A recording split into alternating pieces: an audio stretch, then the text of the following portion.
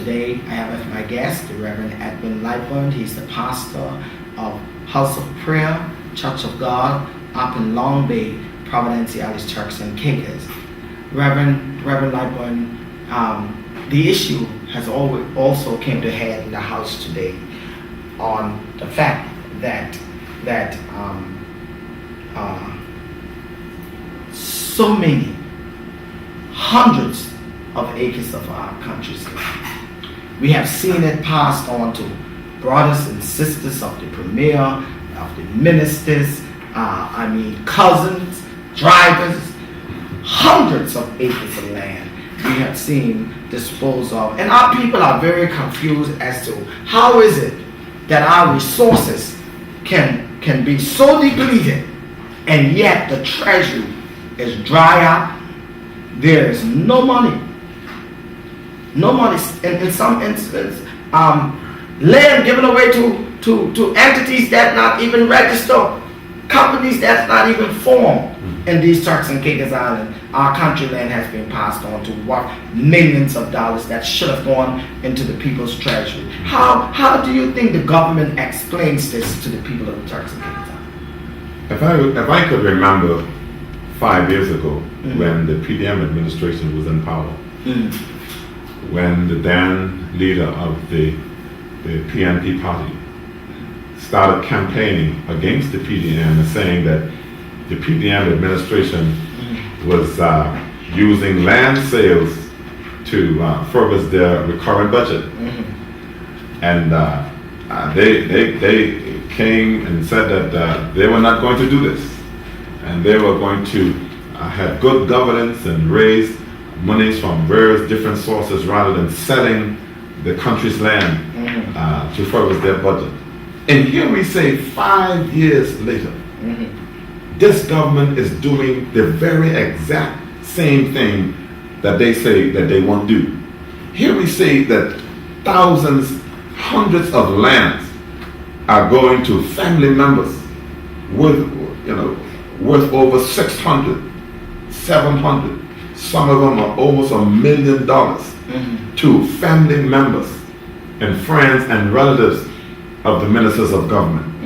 And I'm saying that why do we have to sell one of the most valuable things in our land, in our country, and that not only for our recurrent budget, but to family members?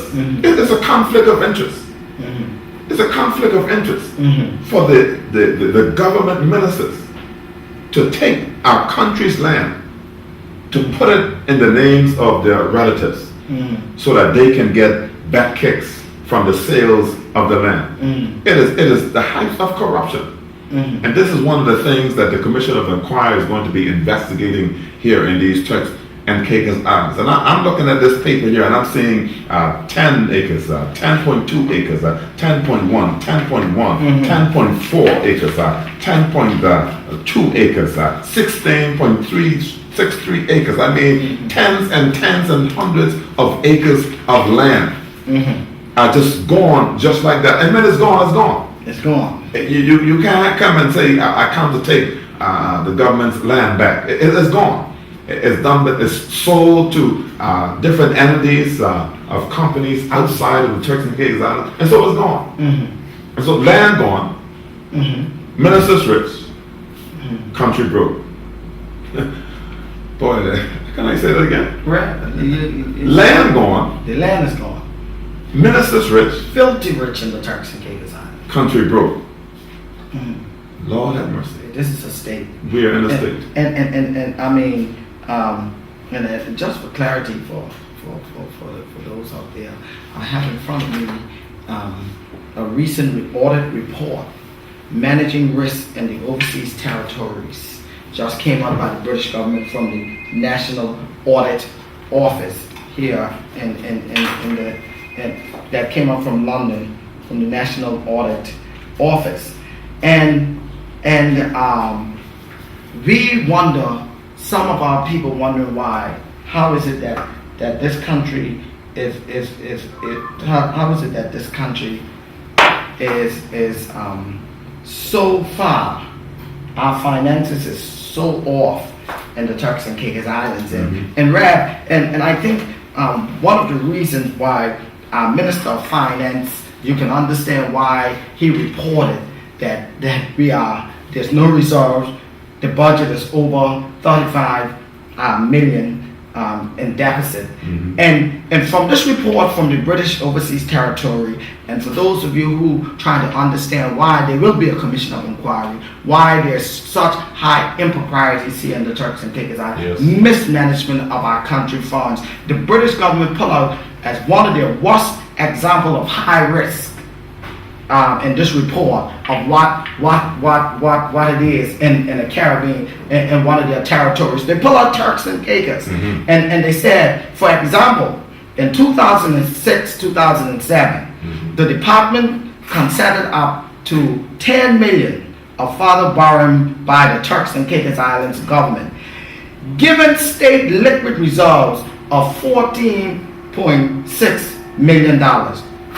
When the audit was conducted for 2004-05 accounts were published in July 2006, it was found that cash reserve has been overstated by 6. Wait. When they say overstated, you mean they practically lie? They inflate. The Minister of Finance, maybe just can't say the Minister of Finance, this administration, they have overstated by $6.6 million due to failure to reconcile the government bank account. Now you're talking about the Minister of Finance now. No, yeah, the Minister of Finance is ultimately responsible, but this is the government. Listen, they have overstated by 6.6 million due to failure to reconcile the government bank account. So when we see here in the Turks and Caicos Islands, when we tune in and listening to our budget and hear the Minister of Finance giving an account of what this country state is, and you read, I mean, this is an audit report that the world can read, and you now you can begin to understand how the minister, the premier, can state in January that we got millions of dollars. In the bank. In February, the Minister of Finance state there's no result but $200,000. Then now here in April, not April, at the end of March, because the financial year ends on the 31st of March, which is in the next month, they declare no result. Over $35 million in deficit.